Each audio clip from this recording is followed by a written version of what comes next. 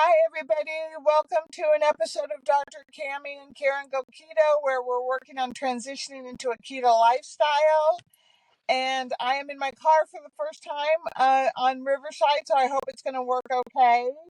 And today we are going to talk about my check-in with Jeff that I just had, where he is my nutrition and fitness coach, and we weigh me and we measure my fat and my inches and look at what's going on with my body.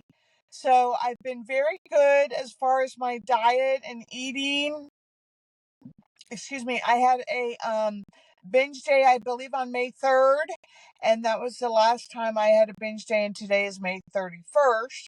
And I did eat off plan on one day in there, like the 19th or something, at a potluck. I made a few bites of unhealthy choices. But today I lost 4 pounds over the last 2 weeks. I was hoping for a little bit more, but loss is good.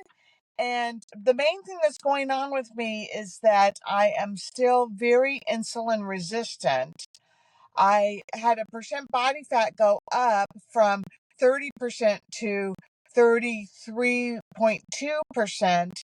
And I think that's because my lean muscle mass went down a little bit. And I haven't been working out as much as usual because I've been helping my mom move over to memory care. I've been missing some classes. And I haven't been doing as much cardio at home, like walking around the neighborhood. So that doesn't surprise me. But the thing that did surprise me was that my glucose this morning was 111, which normally it runs about 98 to 102. I did have some coffee with a little bit of cream, but I am in a fasting state right now since like 5 o'clock last night. So it's about 15 hours. So that's high for me. And I think that's the reason why my ketones are only 0.4 is because my glucose is higher than usual. And Jeff and I were talking about that and talking about how my insulin resistance is up. I'm just very insulin resistant, and I think that keeps me from going into a good ketosis at this point. Yeah, and you had your last weigh-in, so that's fantastic. I think 4 pounds, losing 4 pounds over the last 2 weeks is great. You lost 4 pounds the last weigh-in, I think. I think I did, yes. Or Yeah, 3 or 4 pounds. yeah. So, that's at least consistency. And for for because each time that you even a few bites at a potluck is enough to take you out of ketosis. If you're not fat adapted, that's enough to take you out because, your body switches to using the glucose. It gets the glucose. So that could be part of that stall. Don't ever think that you're walking around the neighborhood is going to be giving you any muscle mass because that's not how you build muscle.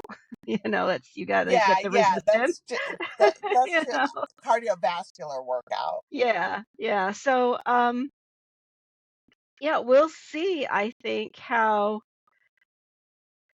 you do. I mean, the ketones, I think that's the same thing we have with my mom, right? She's got, her blood sugar is a lot higher as a diabetic. But usually if her blood sugar seems to be higher, her ketones are lower. If her blood sugar is like around 104, it doesn't surprise me that her ketones are 0.7. But if her blood sugar is 160, and I don't think she's ever going to have anything over 0.5 ketones. It's going to be more like 0.2, 0.3. So yeah, I think that kind of goes hand in hand, at least at this stage. And I don't ever expect my mom. I'd love to see my mom at 1 point. What do they say? I think like 1.2, at least 1 to really get into a good state of ketosis. Yeah, 1 to 3. Yeah, and I think my mom has at the highest been 0.9. And but that's pretty good for an almost 80. No, today she's 86 years old. So for an 86-year-old to be shooting for. Yeah. Who doesn't walk, she's in a wheelchair, so that's very limited. So how do you feel so that, what can we do to support you so you don't go in and do what you sometimes do, and that's binge after getting weighed in with Jeff? I think the things that I put in place is I have a meal at home ready to roll. I have scrambled eggs with steak and a sausage patty ready to eat at home. I'm going to have a cup of coffee with some cream with that, and I think that will satisfy me. I am, it's interesting because it's mindset, right? Your mindset and being mindful is really critical to being successful to stay on my food plan. And I was talking to Jeff today and I said, when I decide that I'm going to eat off plan, a lot of times the decision gets made, and especially in the past, I once the decision is made, it's going to happen. I mean, it's just already carried out. And one time I weighed in with him and he said, "Are you going to go eat off plan?" And I said, "Yes." And I did. So today I was able to tell him, 80% no and 20% yes. There's a little bit of, I can feel my mind wanting to just say, you've been doing so good. It's this old mentality of a binge eating disorder and rewarding myself with food, which is really a terrible thing to do. I'm not interested in doing that. So probably coming up with a good idea about something that I could, reward myself with for my 4-pound loss that does not involve food today. And that would be getting my nails done today. I'm going to go and get a manicure today. And that would be my reward today, and pick out a pretty, summer, spring color. All right, so here's my thoughts on that. You were already going to get your nails done. That was not a reward. You didn't say, if since I stayed on plan and lost 4 pounds, I'm going to get my nails done. That wasn't a reward. That was just part of your plan. Yeah, you're right. That was just part of my plan. So I think to reward yourself, do something a little different. If it were me, I would go put those little like sparklers or whatever in your nails. You know what I mean? Are you doing mani and pedi or just mani? Just Manny. Yeah. So, do something a little different. That's the reward. And then you can get to see that little sparkly thing, a little star or a little, you know what I mean? You know what I'm talking about, right? That's a great idea. I could do it like on my thumbs or something, Because or my I do, forefinger. yeah, do it on the one that won't break. Because, Yeah, I'm assuming you have to pay a little extra for it. So make sure it's the one that's going to stay. yeah, yeah. No, they're acrylic, so they never break. I just chew them Okay. off. Okay. Okay. Well, you probably won't chew it if it's got a little stone in it. Um, so I think that would also be a reminder to you that you had this success. I So like that idea. I would like to ask you, what is it? You're at 80%, and you said you were, I don't know if you said it in this video, but you thought you wanted to lose more. You wanted your ketones to be higher and you wanted your glucose to be lower, right? Well, I dipped my urine this morning for ketones and it was negative. So I knew it was lower. I knew it was going to be low. And I'm trying really hard not to go.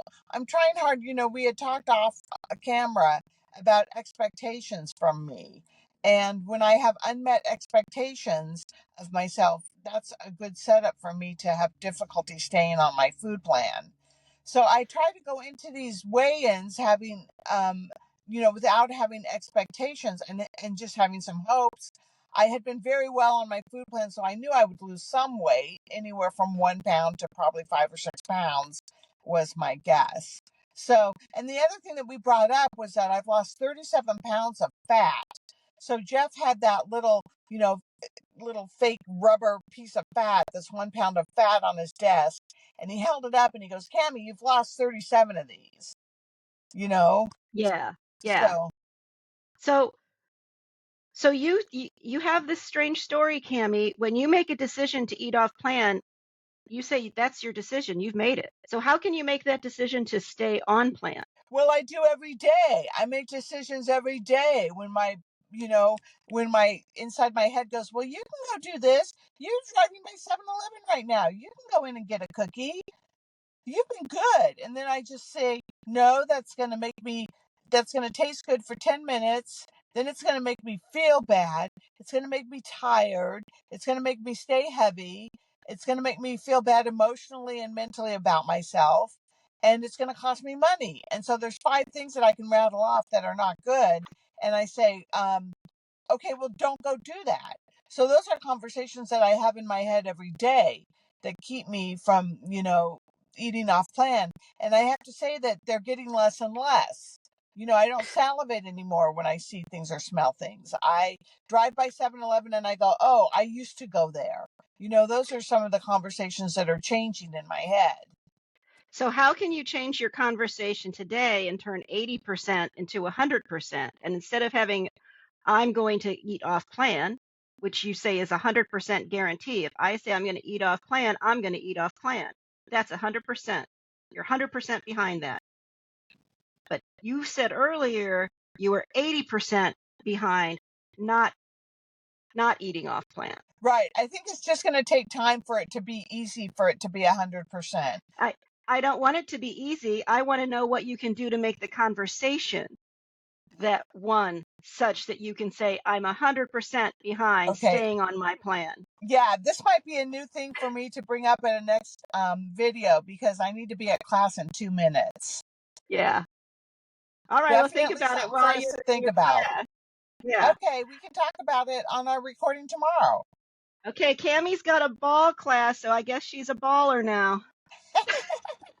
That's right. That's I know what right. that means, We'll see you next time. buddy.